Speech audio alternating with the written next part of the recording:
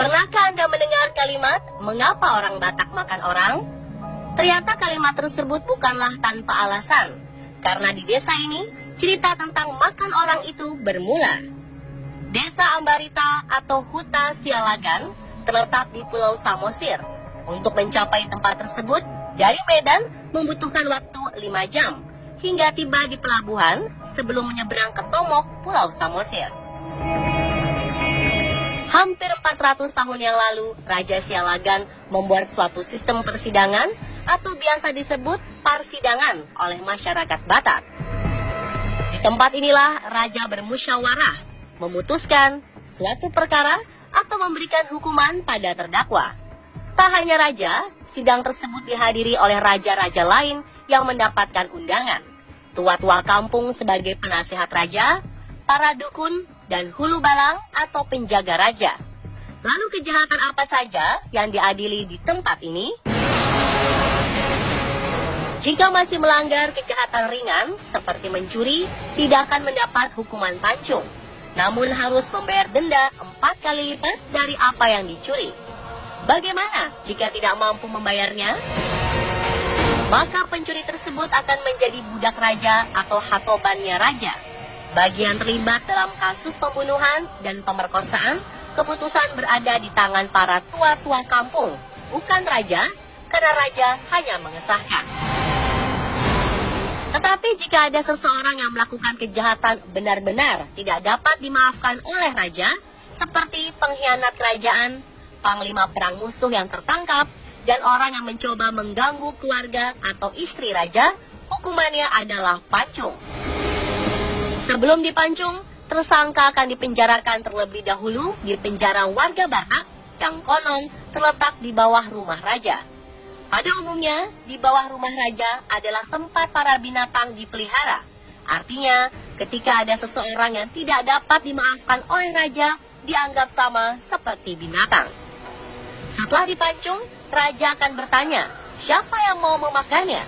Karena di mata raja, ia bukan lagi manusia.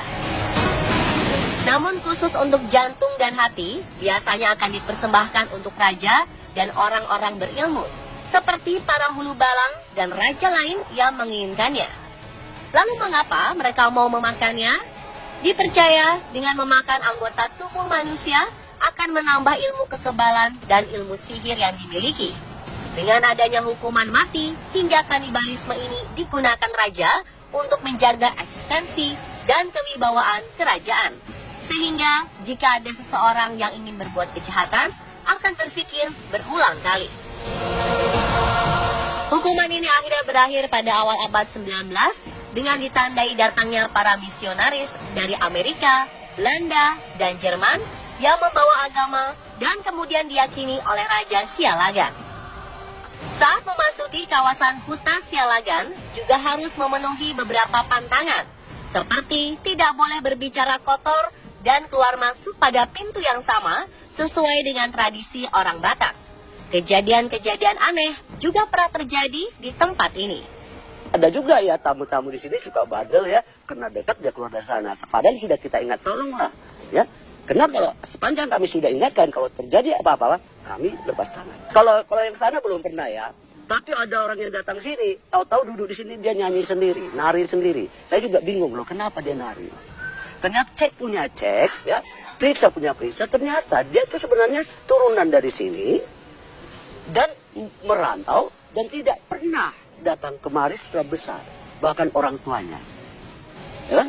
Nah itulah orang Batak itu jangan sampai lupa lah kampung halamannya. Karena begitu dia datang, itu bisa kemasukan. Dan nari-nari di sini kita kaget loh, nari-nari terus nyanyi, ada apa?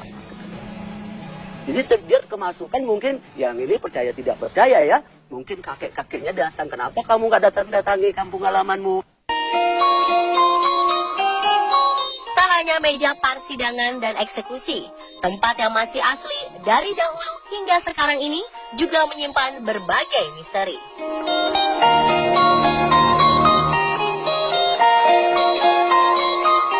Pohon hariara yang berada persis Di samping batu persidangan ini merupakan pohon generasi kedua dan telah berusia 100 tahun. Menurut cerita, jika ingin membangun suatu hutan atau istana, biasanya mereka harus menanam pohon ini. Jika dalam waktu 7 hari pohon ini tumbuh, maka diperbolehkan kawasan tersebut dibangun sebuah hutan. Dan konon, orang Batak khususnya bermarga Sialagan memiliki kepercayaan tersendiri pada pohon hariara. Di pohon ini apabila ada orang meninggal, maka dia akan tinggal di pohon ini. Yang warganya artinya kalau menjadi Sialagan, ya roh-roh orang Sialagan yang meninggal akan tinggal di sini. Sebelum masuk ke hutan Sialagan, di depan terdapat patung yang disebut Pangulu Balang. Dahulu patung ini selalu disiram oleh minyak manusia. Apa itu minyak manusia? Dan apakah makna di balik patung tersebut? Apa sih minyak manusia? Ternyata itu adalah, jadi kalau ada bayi meninggal, dia itu digantung atau diletakkan dan ditampunglah cairan yang jatuh ke bawah. Itulah yang katanya disiramkan ke patung itu, sehingga dia mempunyai kekuatan. Kalau orang mau coba buat kejahatan, lalu ditangkal sama bulu balang itu.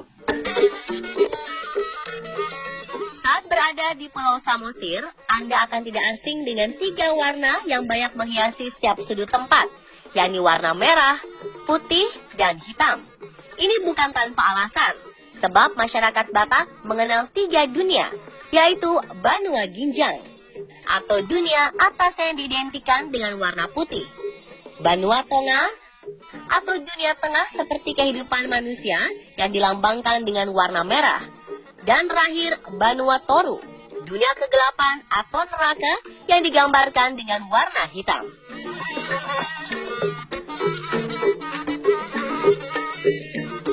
Menurut Bapak Gading Johnson Sialagan, tugu perkumpulan keluarga Raja Sialagan ini berisikan tulang belulang keturunan Sialagan.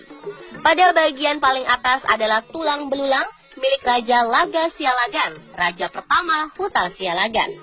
Bagian kedua adalah keturunan raja, dan yang ketiga adalah pembusukan.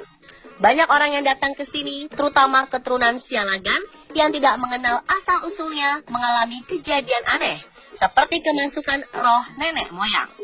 Maka dari itu, Bapak Gading Johnson Sialagan, selaku penguasa huta, biasanya akan meminta orang tersebut untuk bertapa di tugu ini untuk mengetahui asal-usul keturunan. Dan pemirsa, begitulah asal-usul huta Sialagan, desa yang disebut sebagai desa kanibal di Sumatera Utara versi on the spot.